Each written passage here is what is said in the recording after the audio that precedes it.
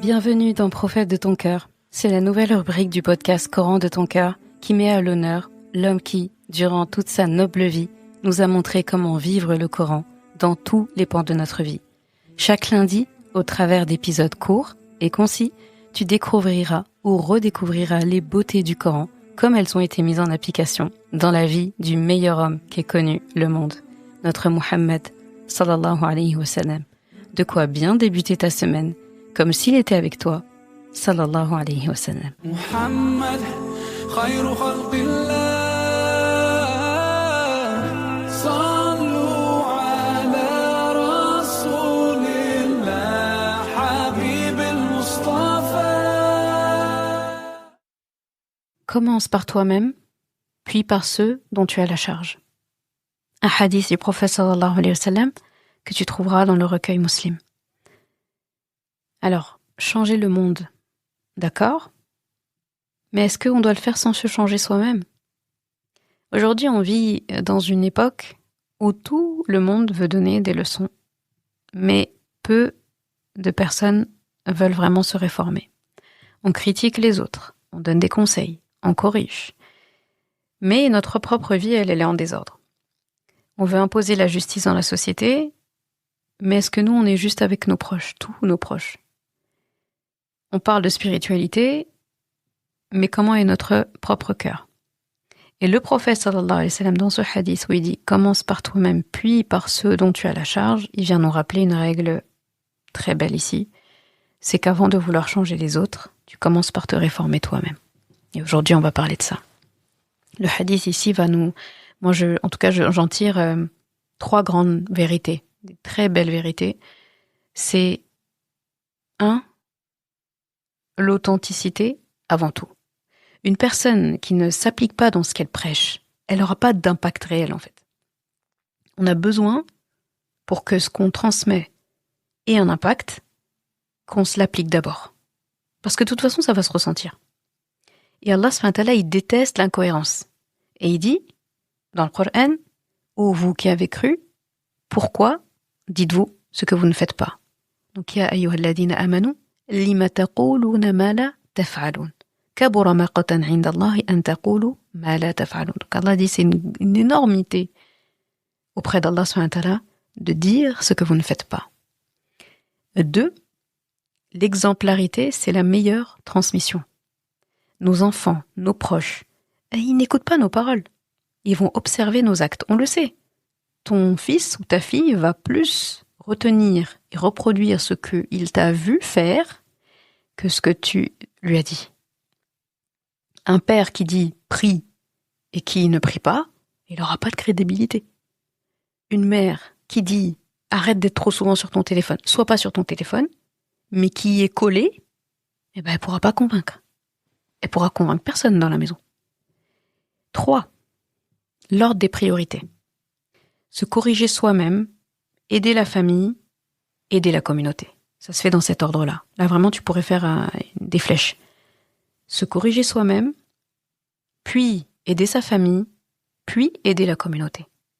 Et parfois, on veut sauver le monde, alors que notre propre maison sont en crise. C'est la crise. La crise, c'est pas que dehors. La crise, des fois, elle démarre à l'intérieur. Donc, notre société actuelle, notre chère société actuelle, elle est remplie d'incohérences, des discours et des actes. On prêche la bienveillance, mais on critique à la moindre occasion. On parle de piété, mais on néglige les obligations essentielles. On exige des autres ce qu'on ne fait pas soi-même. C'est ça qu'on voit aujourd'hui. Et tu connais en fait le principe de l'éducation par l'exemple. D'accord ? Lead by example. Ça c'est... Malcolm X, il disait beaucoup aussi, rahimahullah.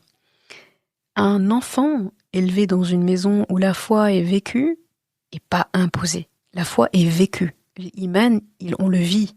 Il n'est pas imposé, il est vécu. Eh bien, cet enfant-là, il va grandir dans un cadre où il va grandir avec un amour sincère pour Allah subhanahu wa ta'ala. Et beaucoup de jeunes, si tu as remarqué, s'éloignent, si ce n'est même quittent la religion parce qu'ils ont vu trop d'hypocrisie dans leur entourage. Oui, j'ai dit le mot, hypocrisie. Je vois un tel ou une telle dire quelque chose et faire autre chose. Et en plus après, elle vient me dire de faire ce qu'elle me dit. Alors que moi, j'apprends, j'ai été designée comme ça par Allah subhanahu wa ta'ala, c'est de reproduire ce que je vois. Et c'est quoi là ? C'est de la schizophrénie ou c'est de l'hypocrisie ? Donc, c'est important d'avoir ça en tête. L'éducation par l'exemple. Et aussi l'équilibre qu'il faut avoir entre la réforme personnelle et la responsabilité collective. Parce que ce hadith, attention, c'est pas une excuse pour l'individualisme, attention, hein. En mode je me concentre sur moi, tant pis pour les autres. Moi, je vais juger seul. Non. Ce hadith, c'est un appel à se construire d'abord pour mieux servir ensuite. C'est très important. D'ailleurs, il parle pas que de nous.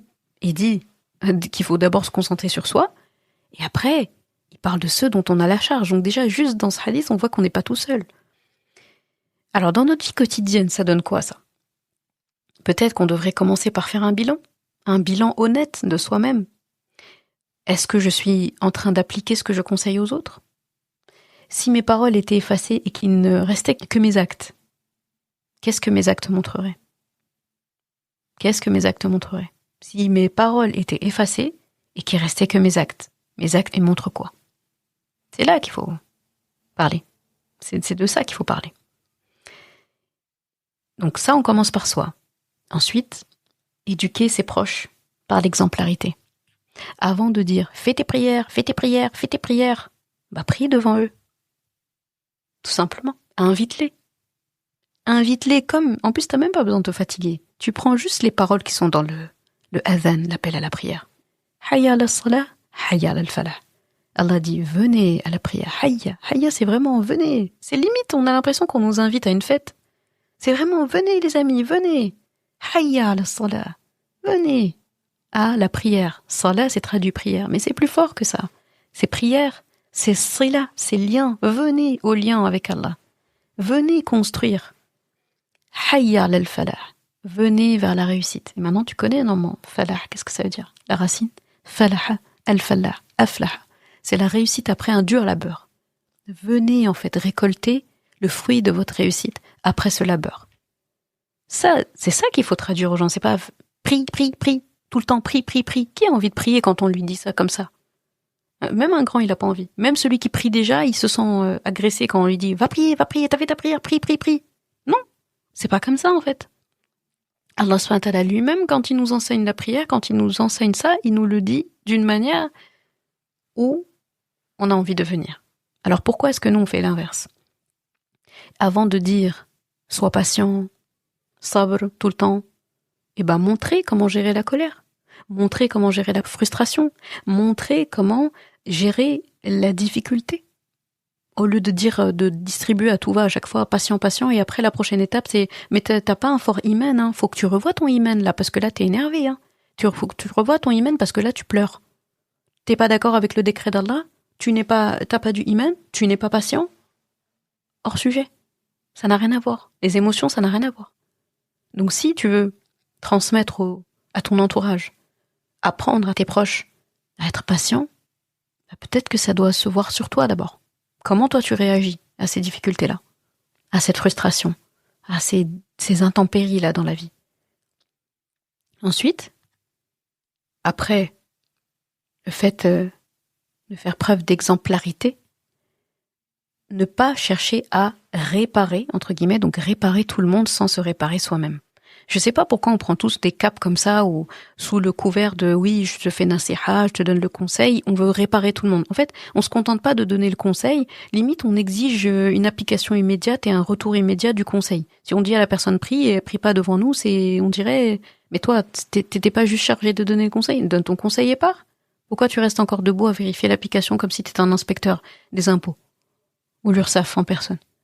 Donc, il faut avoir une approche bienveillante, humble, parce que dans ce monde, quand on n'est pas Rasulullah sallallahu alayhi wa sallam, le conseiller, d'accord, le conseiller, celui qui est conseillé, et il ne vaut pas moins que le conseilleur. On vit dans un monde, quand on n'est pas Rasulullah sallallahu alayhi wa sallam, où le conseilleur est tout aussi faillible et tout aussi reprochable que le conseiller. Le conseilleur ici n'est pas parfait, n'est pas exempt de se tromper, et lui-même mérite d'être conseillé. Lui-même a à être conseillé. Donc quand on conseille, il faut avoir ça en tête. Je ne suis pas la meilleure personne sur Terre, je ne suis pas blanc comme neige, je vais être jugé aussi, donc quand je donne mon conseil, c'est avec humilité. Et c'est pour le bien de la personne. Et c'est avec al-rahma. Et là, dans ce cas, on va respecter toutes les règles du bon conseil. Et j'ai fait un épisode sur ça, si tu ne l'as pas déjà écouté. L'art de conseiller. L'art de conseiller, tout simplement. Donc, il faut avoir cette approche humble, avec al-rahma. Et il faut se rappeler que nos actes vont impacter plus que nos mots.